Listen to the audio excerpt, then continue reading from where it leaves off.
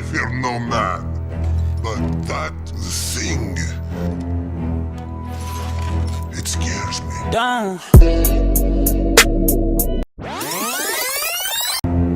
I fear no man, but that thing,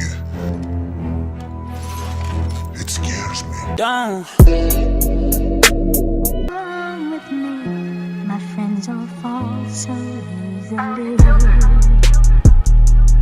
But to tell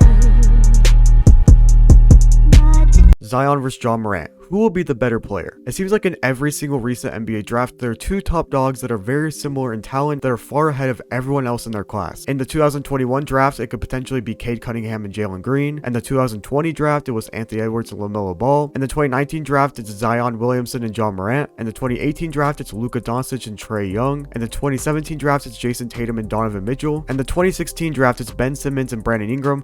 But honestly, that might even change to Ben Simmons versus Jaylen Brown. Today, I'm talking about the top two guys of the 2019 NBA draft. But if you want similar videos to this, or even any kind of other debate videos like LeBron vs KD, or Giannis vs Kawhi, or maybe even a team versus team video like Lakers vs Nets, let me know in the comments and I will 100% take your idea into consideration, because there isn't too much to talk about before the regular season starts. Zion vs Ja. I've seen this argument so many times and with many different answers. And to be honest with you, I see both sides of the argument. On one side, you have Zion Williamson, who just made his first All-Star appearance, something that Ja Morant does not have. Zion dominated the regular season, averaging 27 points per game on some insane efficiency. I would say Zion scores on about 75% of the possessions he shoots the ball, whether that is a dunk, or getting fouled at the rim, or even missing and then putting it right back up. I'd also say Zion is a top 5 playmaker in the power forward category, maybe even top 3. And even though he's a clear liability right now on defense, so is Ja Morant, and Zion definitely has the potential to drastically improve. The only other weakness in Zion's game is shooting, but when you're the best player on the team should be built around you, so it should not matter. This is a different situation than a Ben Simmons situation, not only because Zion is willing to shoot, but because Ben Simmons is not the best player on his team. But I do understand the argument for Ja Morant. Now, I would never penalize a player for a team around him being terrible,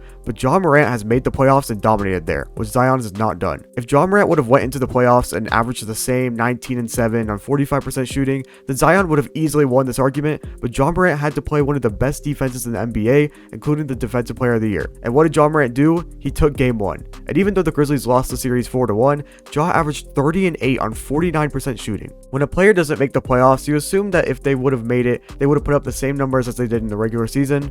Ja Morant proved that theory wrong, and at the end of the day, the playoffs is where it really matters. You can say it's only one playoff series, but most of the games were pretty close, so you know that the Jazz were giving it their all to stop this one man. Personally, in the 2021 season, I would take Zion as the better player, but I could understand if you pick Ja Morant. But what about the upcoming 2022 season? Who will be the better player? I think they are both going to take huge jumps. I think Zion will average around 30 on the exact same efficiency as last year. With the improved defenses, the Pelicans will be competing for the play-in, and I think Zion will prove himself to be the best playmaking four in the NBA, and a top 15 player. And I think Ja Morant will improve on his aggressiveness next season, probably averaging around 24 points per game with around the same number of assists. I like Ja Morant a lot, but I don't like the pairing of him and Steven Adams. I think a huge reason of Zion having an all-time season next year is because Valanciunas can stretch the floor a lot more than Steven Adams. Adams is an amazing pick-and-roll guy, but I don't think that really suits Ja Morant's playstyle like a couple of other centers probably would that they could have gotten. And honestly, I think Triple J at the 5 is a lot better. And if that happens, Ja could possibly have an all-star season. So last year, I think Zion was better.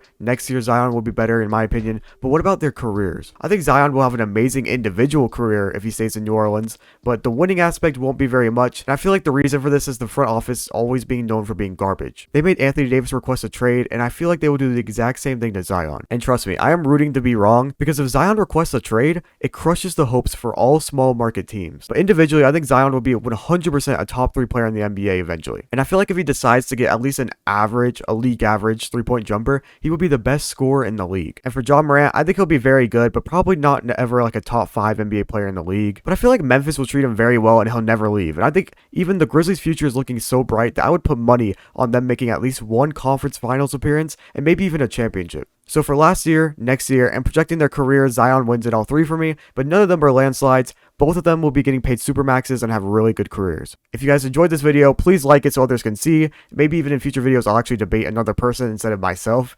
And also subscribe to see more. And comment which kind of video I should do next, because I really need some ideas. Peace.